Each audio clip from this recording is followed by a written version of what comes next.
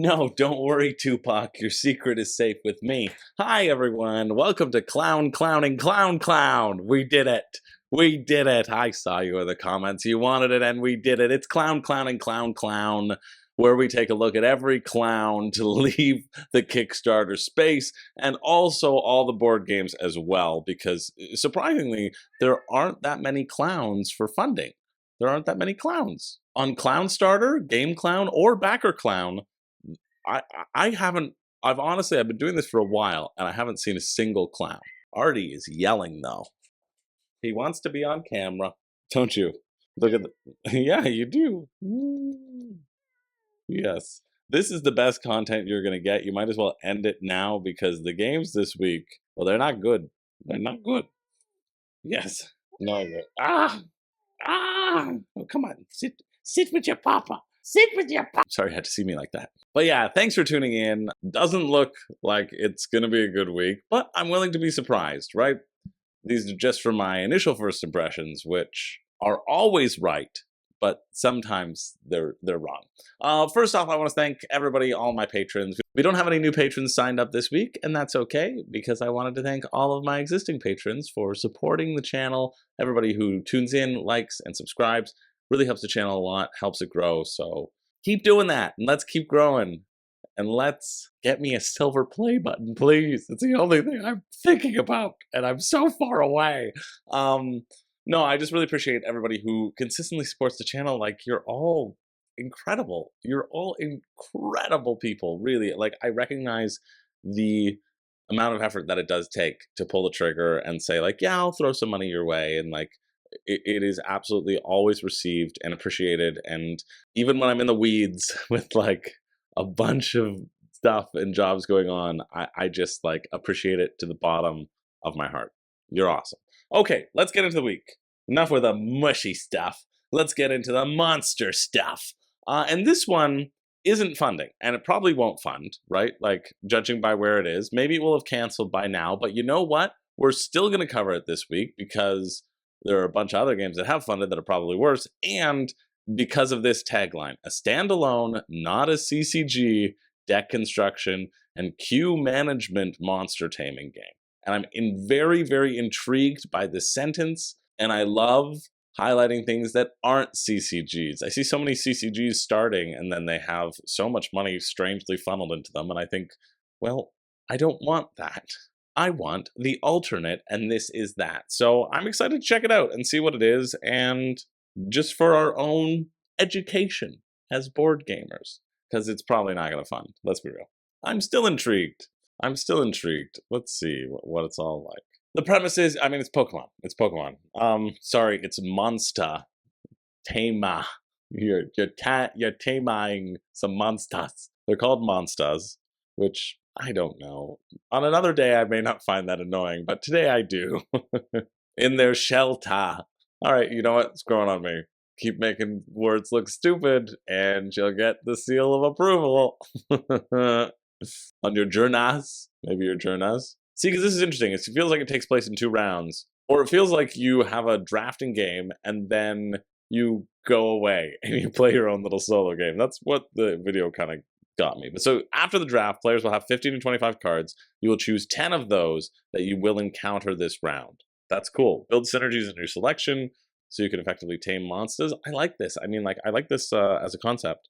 I think it gives you, when I played a lot of Hearthstone, which honestly could restart at any moment, I'm teetering on the edge with my addiction, but thankfully I've had way too much work to do to be able to do literally anything for enjoyment, other than all the work, which is actually, you know, very enjoyable. But there was an arena mode where you got to, it gave you 3 options, and you got to pick a card, and you didn't know how your deck was going to be constructed, and so you kind of had to pick pan-applicable monsters, or hope that you could draft monsters that had synergies. And that's what this kind of feels like to me. It's like you're gamifying that experience, which seems neat. And then players simultaneously use actions to encounter and tame the monsters they selected to be in their path. Tactically order your actions to tame as many monsters as you can, and then compare the monsters you manage to tame, so you're not always going to with your opponents before sheltering them all. So yeah, it's like the drafting is a game, and then everybody plays their own solo game. Rulebook, yes, MonstaTama, give it to me right at the top of the page. 308 biome cards. Wow. It says 44 cards and 7 biomes. Now, the 7 biomes is with the expansion, to be clear, but they made that pretty clear, so I'm okay with it being in the rulebook. Oh, right, you always start out with your starter Pokemon. Sorry, Monsta. Well, that's cool. So there's a tier of drafting. So there's going to be different rows where you can draft from, and so you can skip a row if you really want something that's up higher, which seems kind of neat in that drafting aspect. So you can choose to get that thing and you're punished for it. That feels like a good penalty. Then you draft, you choose your 10 cards, you shuffle them out, you make them into a row, and then I want to see what you do. Here are the actions you can do on your turn. When you're fighting Monstas, you can encounter, you can reveal the front card of your path and move it to your vicinity. You activate their abilities. You can tame a Monsta, move a Monsta in a vicinity that's equal or lower to your sense cards plus a squiggly thing. In your team, discard all cards left in vicinity. Interesting. So whatever you reveal, it goes into your vicinity, and if you can't take it out, well, then it's going to be gone, basically. So it's kind of a push your luck to see if you can get that, really just that first monster. Or you can activate monster abilities on your own teams. Yeah, journey phase is simultaneous. That's where it kind of falters for me. It feels like it would be a very solo game where the draft is the game. But if the draft being the game sounds exciting to you, like the drafting aspect feels a lot more important than the actual battling aspect. Then you can use finale abilities, which I think can affect the other players. So then I could be like, hi, you discard a card because I got this monster. But that's all like tied up in the draft, really. It's all about the draft. 50 Canadian or 70 Canadian if you wanted the 7 biomes instead of 5 biomes, which apparently everybody does. So like 50 US. What's shipping? Like that's on Tabletopia. That's great. Yeah, 53 US. Or 38 US. Shipping to the US is 23 Canadian. To Canada is 25 Canadian. I appreciate that it's in a Canadian, but then again, it's like a $100 game, or even at the base, it's $75 game. It feels a bit much for what it is. Plus, we don't really have to worry about it because it's not going to fund. But you know what? I think this should be funding. I think this actually should be funding. I think that draft aspect feels cool. I feel like it could hit that niche of people who want to interact and then play by themselves. So there you go. That finishes Wednesday, August 9th at 4 a.m. I'm happy we looked at it. Yeah, well, we're off to an okay start. Let's move along to our first one that has funded, which is Wizards & Co. Raid dungeons for loot in a ruthless contest with other greedy wizards from the designers of Alma Mater, Igizia, and many more. I've never tried many more, but I've heard good things. Okay. Wizards & Co. is a competitive dungeon raiding game from the celebrated Italian design group Akititoka. Pretty sure I got that right. The fact that it is from the same team that did Lorenzo and Grand Austria Hotel, though, I don't know why you don't lead with that in your title.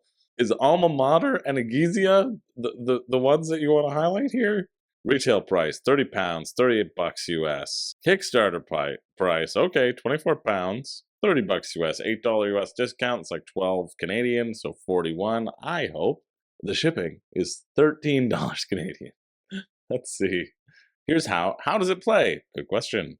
The aim of the game is to score the most points by collecting valuable artifacts and sets of gems. Player begin with a deck of the same 10 creature cards. On your turn, to place 1 or 2 of your creatures face up or face down onto available dungeon entrances. The more cards you play, the fewer cards you draw.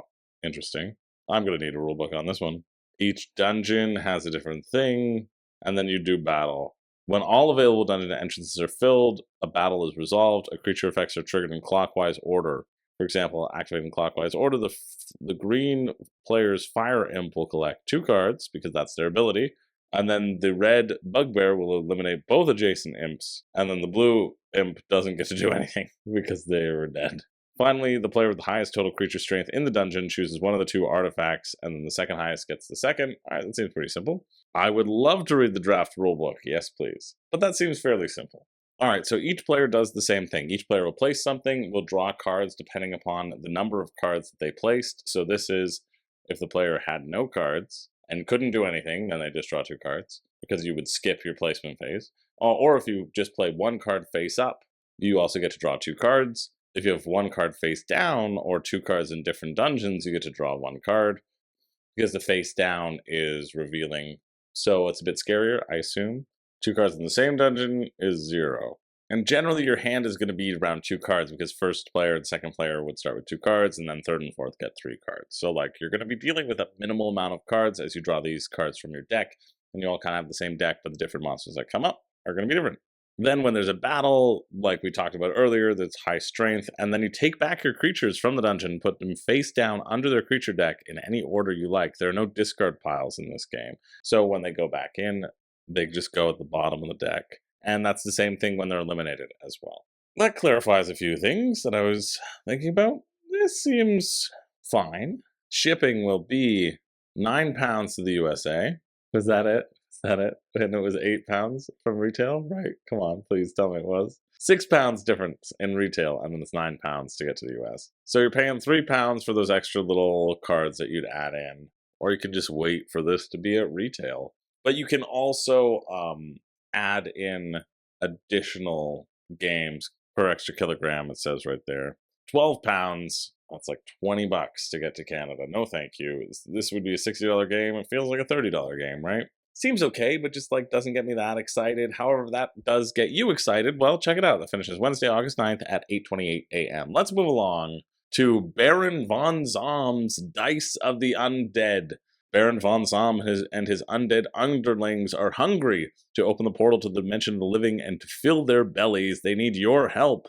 If you manage to place 12 dice with the correct value and color on your player board, the portal will open and the Baron will reward you handsomely with fresh brains. Delicious. Let's check this out. Any game that uses the term wacky cards immediately makes me not interested. But I do love how to play video is right at the top of the page. That's great. Only 3 minutes? Yeah, okay, fine. It's good that this is a zombie theme because it seems like one of the most brainless games that I've ever seen. You're gonna just roll dice 3 times and try to make pairs, but then you also get the wacky cards, which tell you to do wacky things. And then if you roll a straight, you can draw a random red card, which might be good, might be bad. Who cares? It's zany. And if you don't use your dice, well then they go to the player on your left, and then they can use them, which is the more interesting part of it. But I'm not interested, especially because there's a gore edition, and then there's an adult edition, Drink and Strip 18 plus for adults only.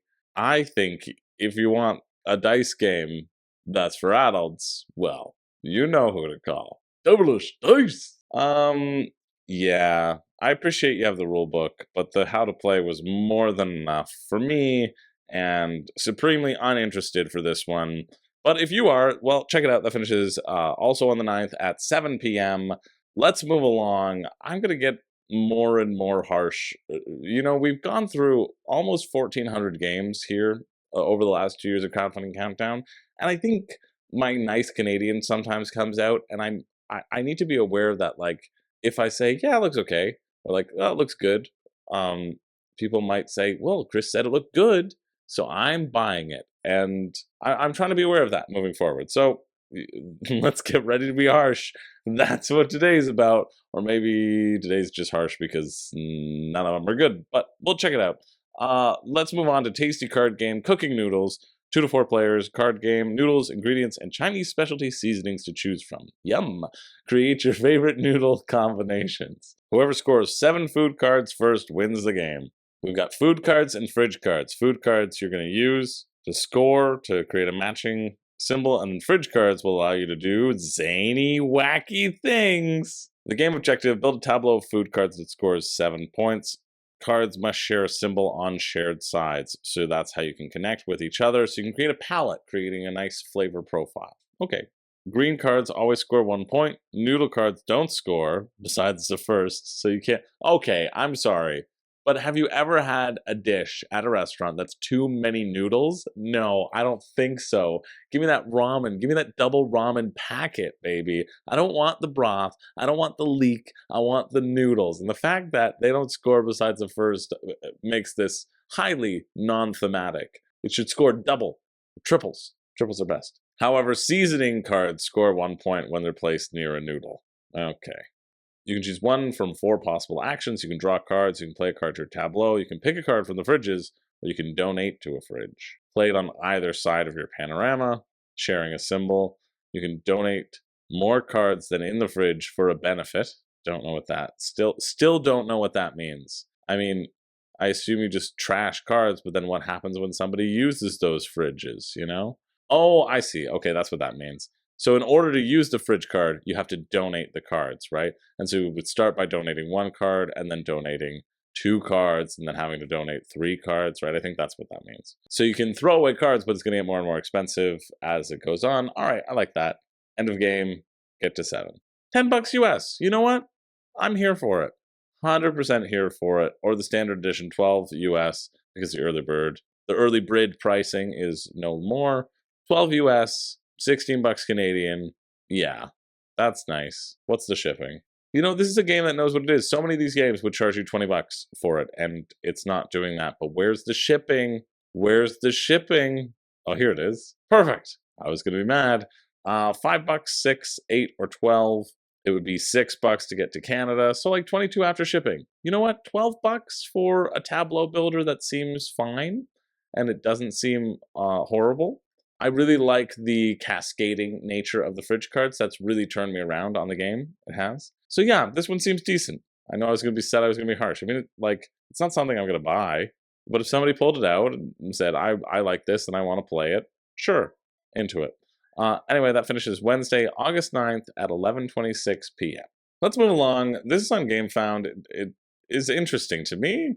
Quatro City, your interactive storytelling puzzle quest. So I'm assuming it's maybe like micro macro. That's what I'm interested in. It's a one-of-a-kind wooden puzzle with unique pieces and a catching detective quest to be solved. Each piece with a detailed, bright illustration is soaked with mysteries. Brings leisure activities to a whole new level by adding interaction and activity to routine puzzle assembling.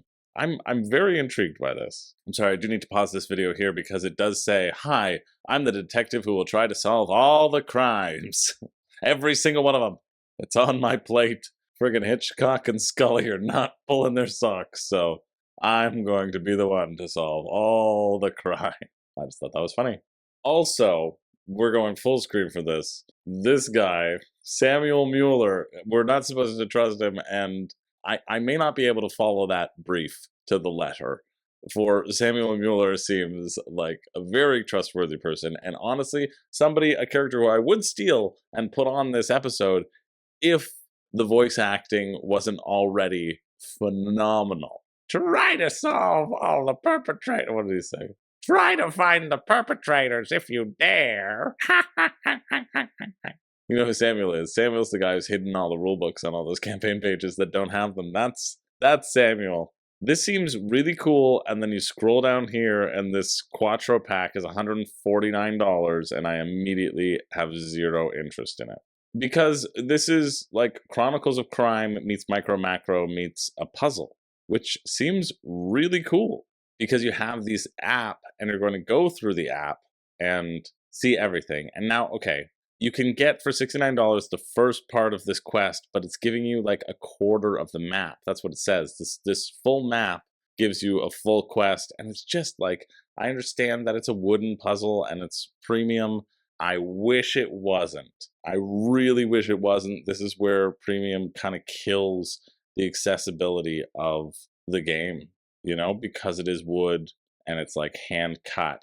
Otherwise, like, what a lovely, unique, and interesting thing as you're going to build this map and then interact with an app. Like, the potential here is really, really solid, but I don't have a guarantee that it will be worth the squeeze. See, 7 quests in each chapter. I think it's a really, really cool idea, but I just wish they made it accessible, especially because shipping also jacks up the price too. Another 20 bucks US. Geez, that's a shame. Looks really cool, but certainly too rich for my blood. It has crossed its funding goal though, so good for them. Anyway, that finishes on the 10th at 4 a.m. if you're interested. Let's keep it moving. We got a few more things to look at. Oh, and here's one of them. You know why I'm looking at this? I'm looking at this so I can ban all Steve Jackson games from future inclusion on Crowdfunding Countdown. That's why I'm doing this. I have a feeling I'm going to hate this, Maybe more than I've hated anything in the world. But we'll see. This an adult party game. Caesar commands you make the rules and drink. Oh, God. Well, it's not the worst thing I've ever seen, okay? Because it has that mechanic that I like where you get to make up new rules as the game goes on and then you have to follow them. Sure, you just roll a dice, you see if that rule exists. If it doesn't, you make a new rule. It can be zany, it can be fine. You're trying to collect money. Person who gets the most money, who has more money than everybody else at the table combined, wins. If you're actually playing to win, you're not playing to win. In a drinking game, nobody wins, especially not your liver. Or your cards. Or your cards that are unsleeved. I get it. I get some people might like it. I think you could do this without purchasing it, though. Especially without purchasing this finely fitted felt pen, the dry erase marker, that clearly this is not big enough to write in any normal sense, and you're going to be smudging your dry erase, your thick dry erase marker that you're trying to write a tiny complicated law on this thing. No, don't do it. Don't get this game. Get a piece of paper and some coins and play it yourself. You're done. Roll the d20. You know the answers. $25 for this garbage. No, thank you. But it's honestly not the worst thing I've ever seen in the world, which I was really hoping it was. Steve Jackson, you stay, you live to fight another day. If you're interested in that, it finishes Thursday, August 10th at 2 p.m. Let's move along. This is what we got this week. Is this the week that breaks me? I don't know. I appreciate you all being here, though. So let's see what's happening at midnight in the Garden of Cuteness and Catastrophe. A fun, cute, quirky card game for 2 to 4 Quakers. For 2 to 4 Quakers. Midnight in the Garden of Cute. Pouncy Fox. Food chain, rank 7. With a bushy tail and sharp fangs, the quick, nimble fox is always ready to pounce atop its next meal. And it costs you $350 to buy this Pouncy Fox. And it costs you $300 to buy a Hootie Owl. It costs you $600 to buy a Hootie Blowfish, but that's neither here nor there.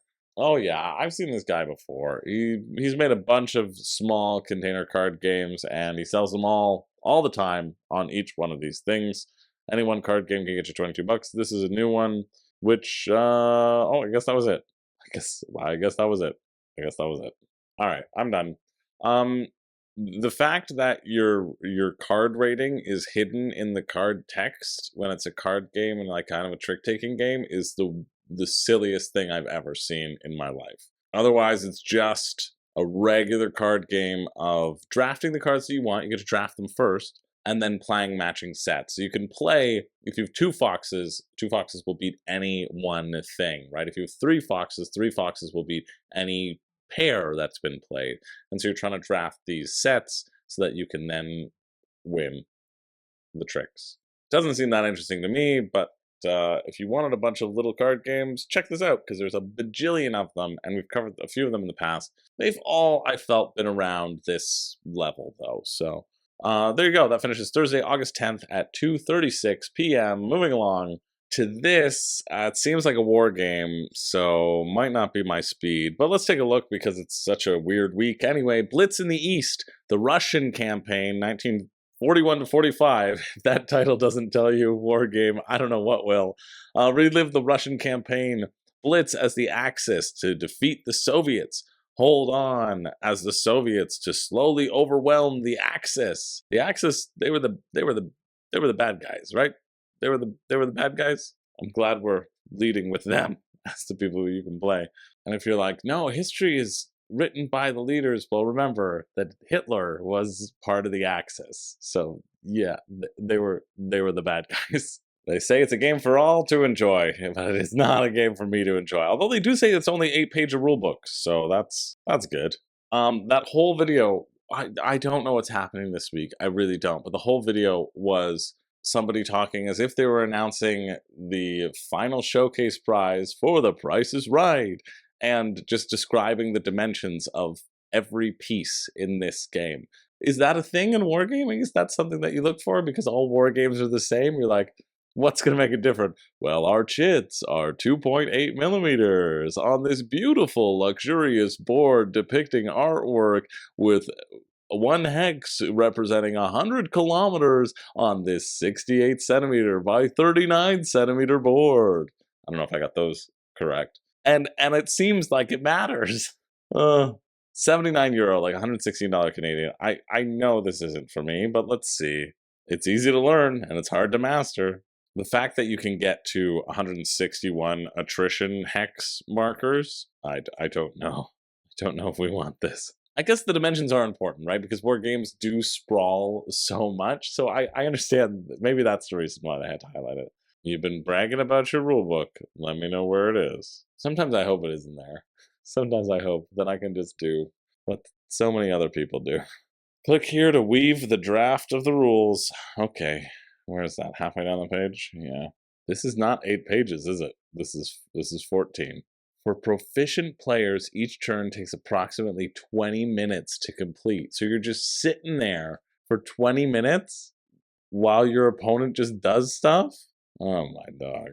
So there's a phasing player and a non-phasing player. So the phasing player is the person who gets to do this. I'm just looking to see if there's anything that the non-phasing player can do in the middle of it all. I do like zone of control, though. I know what that means. Which, when you're touching a hex, you have a certain amount of other hexes that you can interact with and control, and it's applicable for every unit. I'm out. I'm not a wargame guy. If there are wargame people out there, let me know, but I don't feel like there's a lot of wargame people on this channel anyway, and for that price, this isn't going to get me into it because my eyes are already starting to glaze over when I get into the weeds of it. I just don't get excited by it. And it's a strange thing because I like tactical games. Maybe it's because it's very similar to skirmish games, and I'm not a huge skirmish game player either. I prefer like a Euro puzzle or something where I can farm, you know? So maybe it's that. I don't know. Just doesn't turn my crank, but hey, it's existing. So if you want to take a look at it, go for it. That finishes Thursday, August 10th at 6:59 p.m., but I wouldn't be the person for it anyway. I mean, I just clicked on this because I thought it would be funny if this guy's name was Gary and somebody to take out his appendix, or just that it's Gary's appendix. Gary by Jeffrey Jones, but like, let me tell you, Gary is unhappy with the state of RPGs nowadays, and Gary has some things to say. And if you want to know what that is, well then, check out Gary's appendix, issue 3, third time's the charm, triples is best. Let's keep moving. Oh, this has raised a decent amount of money. People are liking this. This is a project we love on Kickstarter. This is Picky Eaters, a strategic card game for 2 to 6 players about planning a dinner party for picky guests. 20 to 40 minutes seems pretty standard. The thing about Picky Eater, you got all these guests, right? All these guests, they got their tarot cards. You got the tarot cards, look, here's how to play. But I do want to know more. I want to get the rulebook. Let's get the rulebook. Let's start with a pretty small rulebook, right? So you have all these guests. Look, Billy wants some moussaka. Alex is a health nut. Ha! Can't do this stuff the wall. We want Alex to... Is this bit obnoxious? I feel like this bit is obnoxious. Yeah, nobody wants to listen to me eat food. And if you want to watch me eat food, well, that's what the OnlyFans is for. You've got 5 rounds. Every round you reveal a new guest, which will have a certain palette that they want to eat. Then you deal out 5 food cards to each player. And then you as the players can take food from the market, prepare recipes, which you need to have both the recipe card and the ingredients in your hand, which just seems like the worst thing in the world. Like, if you're getting random cards, and if I have this food critic over here, Ramona, she's up, and she's hungry. She wants some math, and some moussaka, and some Ballinger Barda, and some sushi, and she hates burritos and peanut butter sandwiches, okay? She hates them. And I only have burritos and peanut butter sandwiches as recipe cards in my hand, and there's nothing in the market. What do I do? Lose the game? That's what it sounds like. I mean, you can discard 2 cards to draw 1, so there's that. But, like, how fun is that, just drawing a card one at a time? It's not that fun. Each recipe is worth 2 points, so I could make some peanut butter sandwiches. But if the restrictions were out there, because Ramona hates peanut butter sandwiches. Well, actually, I just spent all that time getting -1 point. You know, somebody might pop up who likes peanut butter sandwiches, but am I going to take that risk? I don't know. Just doesn't seem that exciting to me, and I was actually really willing to make this exciting, but it isn't. So there you go. It's 29 bucks, 39 Canadian. That's the feeling I get. Shipping would be an additional $8 to $12 or 12 to 17 in Canada, right? Like you're looking at 60 bucks for this card game. That's just fine. I don't see how it's raised that much money, but congratulations that it has. And hey, if you're excited about making food, I think tasty cooking noodles is significantly better than this. But hey, check it out if you want. It finishes Friday, August 11th at 12 a.m., aka Thursday the 10th that night. I think I'm losing steam, so I'm going to finish this later. Goodbye. All right, we're back. We're back and we're moving on. We only have a few left, but I'm fresher than before, and so perhaps I will be less harsh. Sorry if I was, but you know what? I'm not that sorry because nothing looks good this week, but maybe something soon will look good. Moving along to not a board game, but a board games Wilson. Make over your game room. This is another Kickstarter with 499 board game tables. I think that's kind of their standard, isn't it? I think that's without the topper, which then it's just a table. Then it's just a table. But you know who this is from? BoardGameTables.com, also known as AllPlay. That's right, AllPlay is back. AllPlay is back. This is what happens when you go to AllPlay. It isn't what happens, but thank you to, I think it was Aaron in the Discord who was talking about the Wayback Machine, which is sorry, I had to take a break there because I was trying to get Colin a good deal on a board game bundle.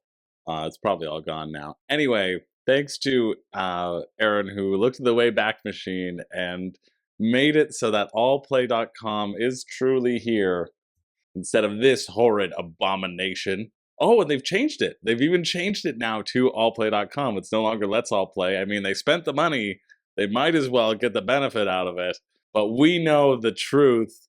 We know that the evil supervillain Nasty Chris was there, and we can still find him. And honestly, I'm so happy that we can still find him. And because of that, maybe you can hear Artie meowing in the background. Artie's happy too. Because of that, I'm going to crank up the volume on this, and then we'll see if I can catch it on the speakers. This beautiful video, if it's still here, because I think you can. Here we go. You're the right buyer. Utilize the site name to its fullest potential within reason. Then maybe we can have a video call to see if we can come to some kind of mutual understanding on what would be a fair amount or some kind of an arrangement. Maybe $243,000.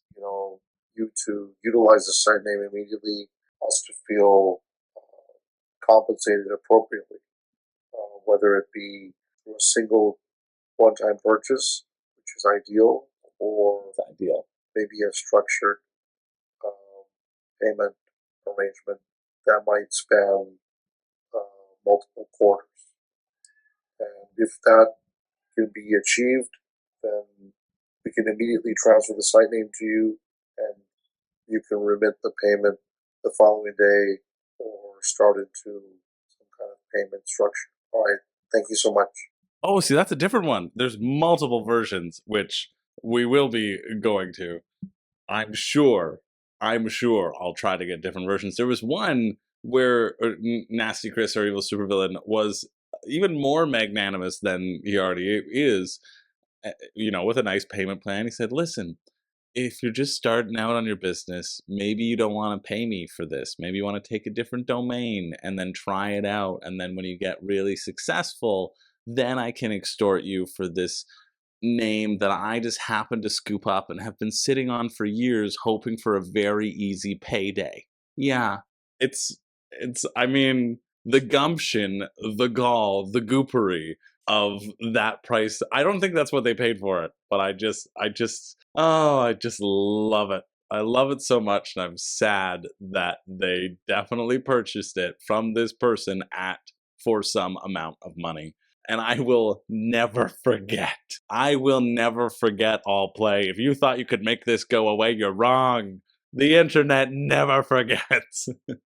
I mean, maybe could I still connect via WhatsApp? Could I get this guy on the phone and ask what other sites you might be holding on to? Allpay.com. Oh, you'llpay.com. More like it. Okay, that's enough on Nasty Chris. Thank you for brightening my day. As always, let's actually check out whatever new shelves and tables, board game tables, sorry, Allplay, are interested in building for you this time, and how many add-ons will make the price actually over $1,000. So let's see, a recessed playing area, a removable dining topper, table extenders, cup holders, and then these shelves sized for board games. I've always thought their shelves look really cool, but I also know that they're just super expensive because you buy by the cube. So you're looking at $24.99 when for $400 you could get yourself a Calyx, in which case, like, why ever spend that much money when you could do it and get yourself a Calyx? The Jasmine table, though, and 2 topper choices. Actually, I love this. Way to go. Way to go, Allplay. This is a new table and a topper choice of $149. I'm really intrigued by this. And then you have your standard Jasper table, which they've had before, which is $8.99 with toppers $4.29, right? Like, that's what I'm used to. And the Jasper long, and then a custom table, incredibly customizable. Well, I would hope it would be. You can play games on the floor. You can pile your games in a closet.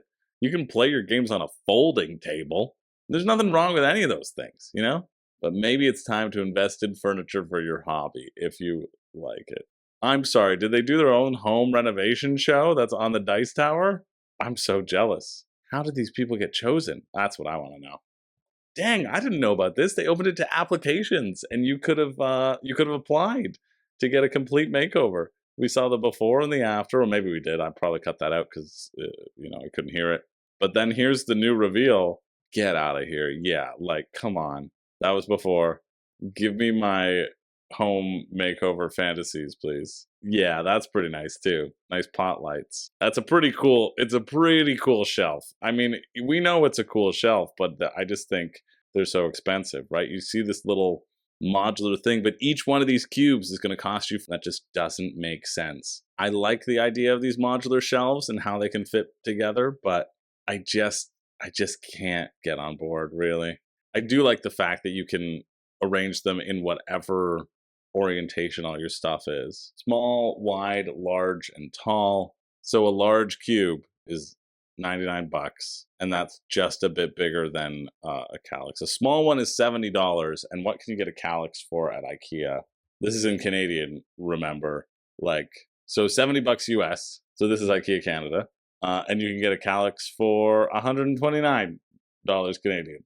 Like, do you want 1 cube, or do you want 8 cubes? But I mean, definitely, if money's no object, they look really good. Like, they're always really impressive. Look at all the money you save. Yeah, no. I'm very interested in this new Jasmine table, though. I want more information about that. Seat 6 snugly. Okay.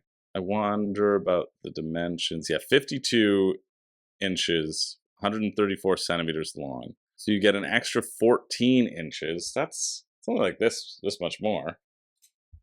Which I guess does make a difference on a table. Yeah, it does. I want to see some pictures of things on the Jasmine. Yeah, you can see the 2 people kind of nestled in together. That might be good if you have a smaller space, though. Like, this is really good. Yeah, for a long time we thought the Jasper was the least expensive table we could make. But after talking to so many gamers who weren't able to get a board gaming table because of the price, we decided we had to try harder. A year ago, we sat down with the woodworkers and looked at the cost of every single bit of the table. Wood, labor, sanding, staining, boxes, shipping, packing time. How can we get the costs down? Like, this is the story that I'm obviously going to love to see. We refused to sacrifice quality. Okay. Bang and shook the tables. And you can get a solid wood topper for $339, or just a laminate dining topper. Yeah, which, like, if the central focus is going to be the inlay, the laminate could be the way to go. So really, it's $670, right? It's $500 plus $170, $670 US, about $1,000 Canadian. Still pricey, and we have to factor in shipping. So let's see what the shipping would be. Jasmine, most affordable, table plus topper plus 4 cup holders with US shipping including, $814 total. That's a game changer. I just want to see what can be played on it, though. That's what I would want to see more of. Like an actual, you see how they're not showing a picture of like a big board on it? They're playing on tour because that's all that can fit. But like if it fits the games that you want to play, that's really cool. Or shipping the table to the Jasmine table, to the US is $39, to Canada is $129. So even like, I mean, that's expensive, but you would expect it to be very expensive because that's kind of, it's a big, heavy oak thing. It's not like just a small box, right? Time to look at the Jasmine. That's what I want to see. No, I actually want to look at it though.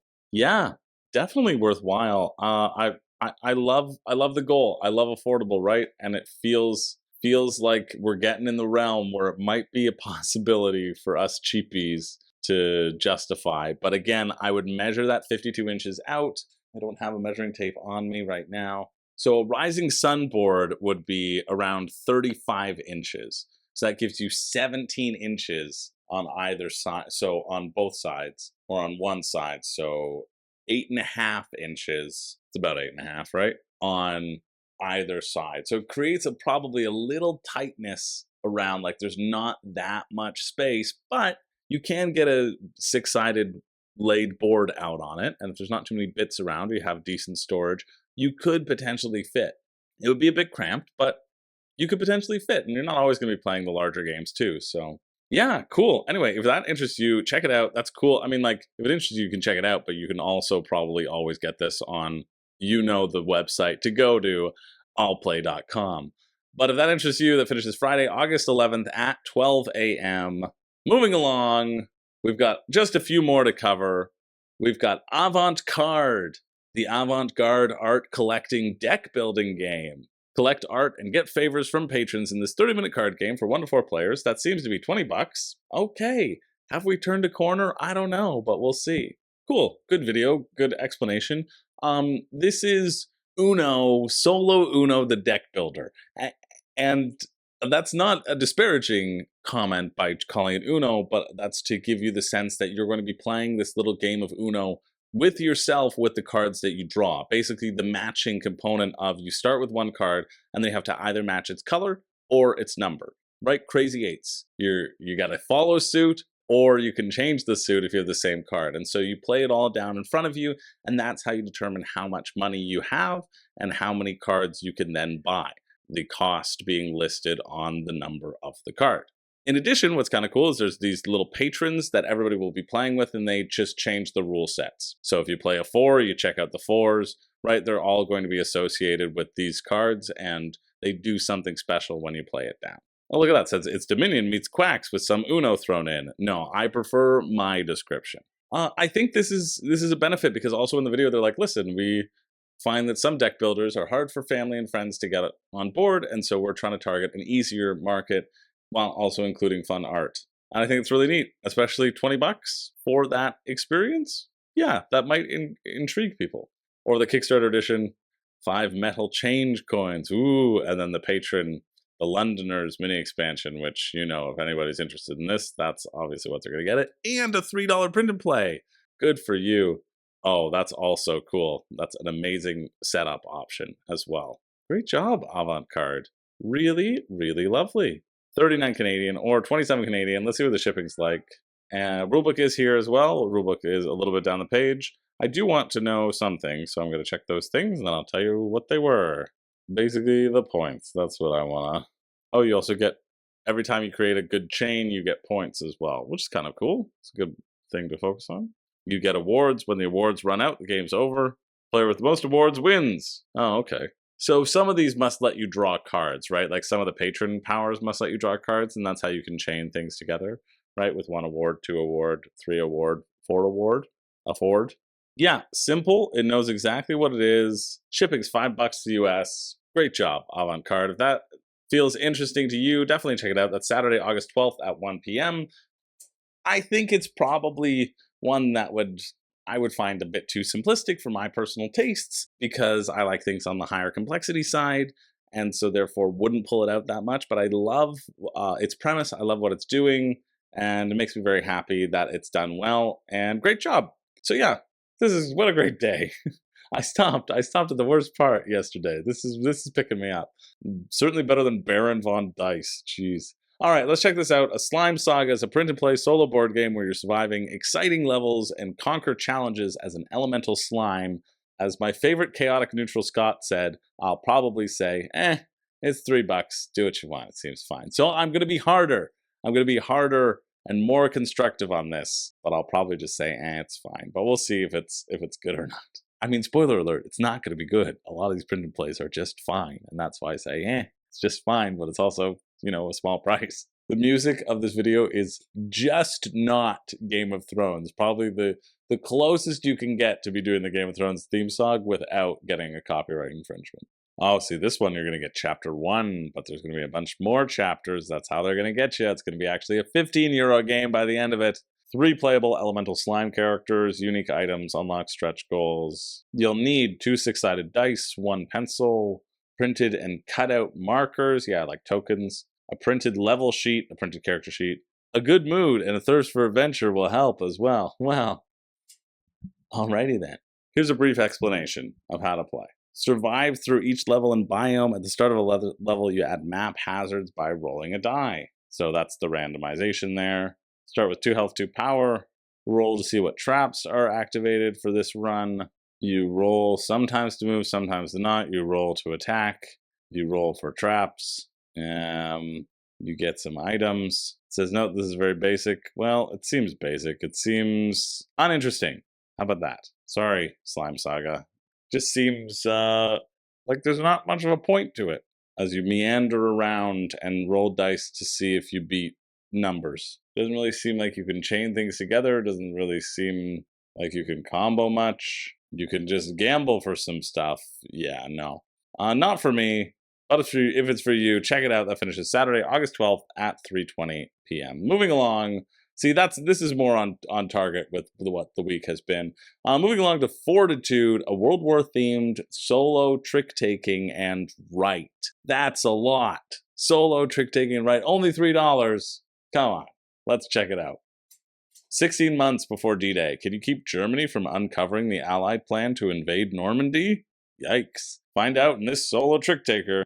It's just one person who can stop it. There's one person who's like, the Germans keep coming to, they're like, hey, but like you guys are going for Normandy, right? And it's up to you as that one person to go, no.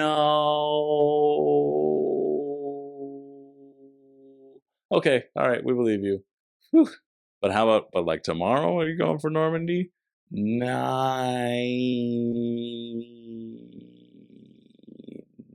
Yeah, checks out. Was that German? I don't know. Okay, I'm intrigued. I don't know about the solo trick taking aspect. I don't know if I'd call it a trick taking, but we'll see. Basically, you're going to be fighting numbers against the German numbers and your numbers. And so I guess a trick would just be a 2-player trick of playing the cards down, and you've got to have the higher number. And so you get to put your cards in any place that doesn't match the suit, and Germany has to put their cards in the place that does match their suit, I guess. But it does say Fortitude offers deeper levels of play than just recording card values. Okay, cool. How you play gives you access to tactics that impact your future hands. So in here, there's a victory. Majority of the tricks in Trondheim, you increase your hand size by 1. And then you can have more options to combat whatever stuff the Germans put down. And I do like that some of them you want to lose. So it obviously offsets the higher numbers, right? Succeed for 16 rounds, and your mission succeeds. So you just got to delay. I love this actually as a print and play. If in order to create randomization, there are setback cards. Yeah. Are you mad that there was a war? It's okay. The war's over. The war is over. It's okay. Yeah.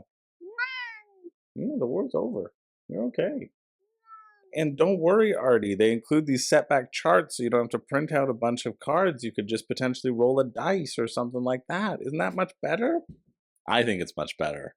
Don't take offense, Fortitude. I think it's better. Yeah, this is one where I'm like, okay, cool. Unique print and play that, might be interesting. Slime one? No, thank you. So check it out if you want. The finish is Monday, August 14th at 11:02 a.m. And we are done. That is it. That's it for the end of the week. Except I want to check one thing, because it might be too far out of the zeitgeist. Oh yeah, okay. I was gonna bring this up when Bear Mountain Camping Adventure Race to the Top finished, which apparently was really sketch before they began. They're like, hey, pay us $1 before our Kickstarter even begins. Do it. You'll get something nice and mini. Anyway, we'll cover that when we get to it. But I do then have to bring up what my pick for you is going to be. Anyway, every week I have a pick for me and a pick for you. The pick for me being the thing that I'm the most interested in, the pick for you being the thing that I think you should check out. Let's do the pick for you first, which is actually going to be a real game. It's the only thing that I really thought there was going to be no pick for you this week, but Avant Carde managed to make it. It's a good price. It seems like a very simple collect cards things. It knows what it is. I think if you're the target audience for this, it feels like it'll deliver on the promise. Just the price versus what you get and the simplicity of it could attract a lot of people, and certainly better than pretty much everything else that was this week, which was just really an abysmal week. Allplay almost gets an honorable shout out in there as well. I like Allplay stuff, you know? I really do. I'm a big fan of Allplay. I think I've made that very clear. But let's go to the pick for me now. And the pick for me is not a board game, but the pick for me is the fact, I mean, I'm going to bring up a touchy subject for a few people on this channel. Because as you know, once upon a time, and still currently, bears did kidnap my entire family. But I'm going to put that aside for 1 second, because I think there's a way for me to integrate myself into their ranks. And that is, of course, with the sun bear. Incredible. I don't know if you've heard of this, but people think that these bears at the Chinese zoo are just humans in bear costumes. And it's so funny to me. It's so funny. Because they're standing on 2 legs. There's videos of them waving. Like, seriously, go look this up. It is so good. This is Angela the bear. As if this bear could have a better name than Angela the bear. A zoo in China insists that this is a bear, not a man in a bear suit. It's Angela. This is the best coverage of it, though, this NBC broadcast. It really is, because they do this quote. You get to see it from more angles. And, quiet, Ashley. I want to see the bear wave at me, please. Don't need to know that these are real bears. This quote right here. So they tweeted out on behalf of Angela the sun bear. Some people thought the way I stand up looks too human. So I will stress again. I am a sun bear. That's exactly what a real sun bear would say, and not somebody who's just in a bear suit waiting to catch their next little snack. Oh, here it is. Yeah, here's the waving. They're just waving to the people. So incredibly funny to me that these bears exist. It almost makes me turn full circle back to the bears. It's just the best thing ever. And so this is 100% my pick for me, is just go watch this video, because really it has brought me the most joy this week out of anything. Out of anything. And each one of my siblings all had new children this week. Don't care about them. I care about Angela, the sun bear. Oh, it's so stupid. But I just had to share that with you all because I thought it was so funny. And something else that I got to share with you is another copy of Mindbug. If you didn't see the Mindbug review, well, we are doing another giveaway that Editing Chris is going to put in right again at the last minute to give you all a chance to enter this. You can win a copy of Mindbug, which is, you know, fun little dueling card game. You can check out my review, my full review on it. It has a little clip at the end of me playing with Renee, who's played it once, and I've played it a bunch of times, and me just demolishing her, which I really feel bad about because I'm trying to move through it quickly, and I sound very aggressive, I think, in it, but I wasn't that aggressive. Did you find me aggressive, Renee? No more than usual, she says. So that's not a good look. Anyway, you can check out Mindbug. Here we're gonna do the results of the giveaway. Shabam! Who's gonna win the second Mindbug giveaway? Honestly, I forget who won the first one, but you haven't contacted me yet, so go back and check it out. If you don't want to win, that's fine. You don't have to, and I'll give it away to somebody else. YouTube, random comment picker, the Scourge of the Seven Seas. Let's see what your chances are. 90. You got a 1 out of 90 chance of winning yourself a copy of Mindbug, courtesy of the team behind Mindbug. Let's see who's going to win. Remember, you have to tell me, the stipulation was what sort of bug you would eat in an eating contest, a bug eating contest. So you got to say it. You got to tell me which bug you're going to eat, or we're moving on to somebody else. Now, I hate to do this. I hate to do it, but I picked somebody who didn't follow the stipulations. And I don't hate to do it because that shows me that you didn't watch the video. So you know what that gets? I'm not going to show you that whole big rigmarole, and I'm not going to show you who it was, so you don't feel bad. But if you go back to that thing and you didn't follow the instructions correctly, well, you lost a copy of Mindbug because you didn't do that. Without rules, we're no different than the bugs. So we're picking another winner. We're picking another winner, and maybe this winner will learn how to follow instructions. Let's see.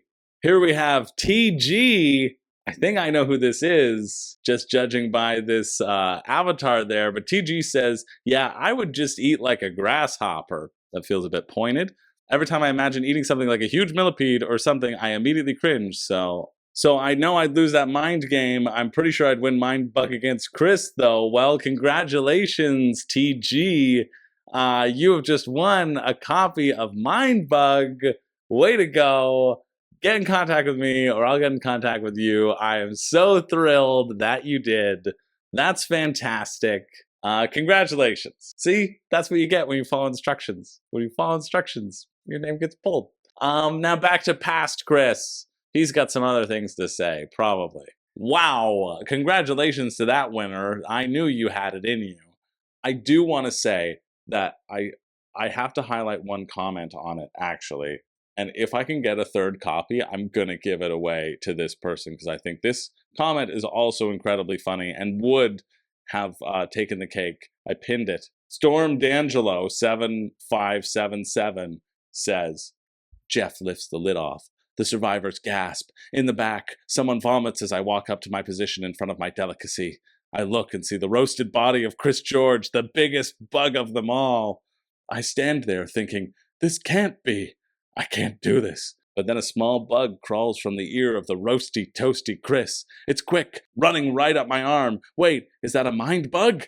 The bug jumps in my ear canal, latching onto my brain. I stop, and I slowly turn. I look Jeff in the eyes. Mine turn milky white, glazed over, and his pupils as tight as a needle. Sweat drips from his head, splashing on the dirt floor. Sorry, Jeff. I'm on Chris's team now. Insert me jumping at Jeff. Screen goes black. Exceptional. Exceptional. If I can get a third copy out of them, you're getting it. 100%. Too funny not to. Anyway, let me know what you're excited for, what games you've been playing, what's on your mind, what do you think about the Bears, the Sun Bears, our Lord and Savior. I could turn around on it. And just, you know what, I hope your week's going great. I know it's just the start of it, but I hope you have a wonderful week. That's it for this week. I hope I have a more wonderful week next week. And yeah, I'm feeling a little bit better and a little bit more energetic, and I'm excited to play some friggin' games and get some reviews out. That's my goal for the rest of August. Played Verdant for the first time. Quite enjoyed that. Hopefully play that again with Renee. I think I like it more than Cascadia. I was expecting not to like it, because I think people don't like it as much as Cascadia or Calico. Haven't yet played Calico, but I'm excited to keep playing Verdant, and I think, hey, there's going to be a review on that coming. So yeah, anyway, hope you're having a great day. My name's Chris George. I do not have a catchphrase, but I would like to reiterate once and for all that I am not a human. I am a sun bear.